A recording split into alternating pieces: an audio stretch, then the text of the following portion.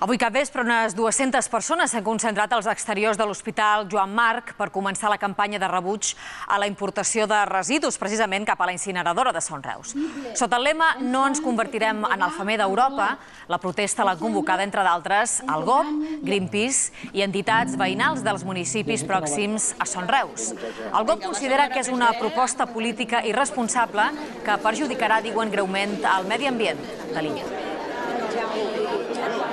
Des d'aquí tenim una perspectiva, jo crec que considerable, del que són les instal·lacions ja de Son Reus, de sorró, de qualque manera que ja patim d'ençà que se va aprovar en el seu moment aquesta incineradora.